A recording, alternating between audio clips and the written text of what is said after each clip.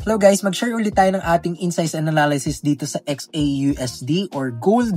Ngayon, kung makikita nga po natin, nangyari naman yung last time na diniscuss natin, no? Yung sinabi natin mean reversion. Kasi nga, ibig sabihin, pag yan, di ba, from here, the swing low to the swing high, unlaki masyado at mabilis masyado yung kanyang pagtaas. Abrupt increase, no?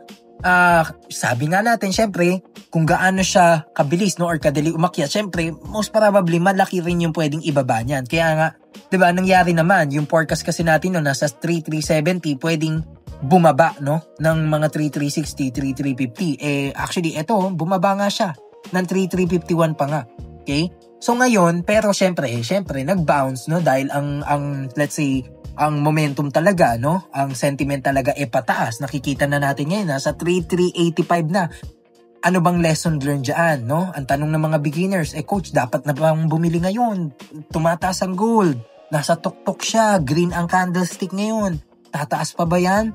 Bibili na dapat pa ba ngayon?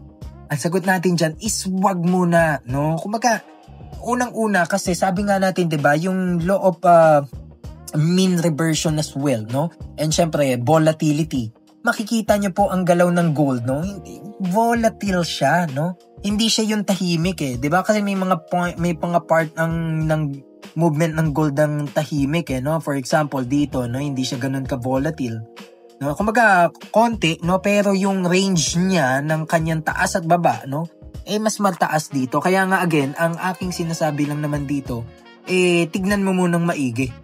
No? Tignan mo muna maigi kung saan pwedeng mag-bounce yung presyo or saan pwedeng 'di ba?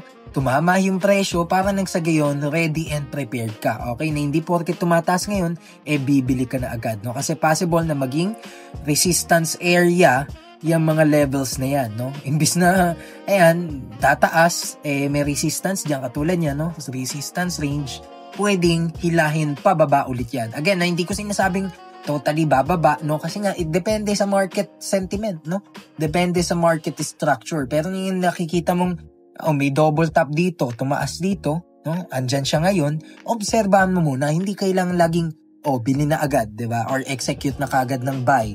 No? Kasi nga, hindi ma-sure kung yan ay as in aangat na agad, no? Kaya ako, ang tip ko sa inyo, sa lahat ng mga baguhan dyan, o kahit hindi na kayo baguhan, kapag nakikita nyo nasa range ng support na resistance, ng supply and demand zone, ay obserbahan nyo munang maigi. It's either nasa baba, ngayon nasa taas, obserbahan ko muna yung maigi kung ako ba ay magbabay long or kung ako ba ay magsasell short, no? And always, do your due diligence and risk management first. Yun lang.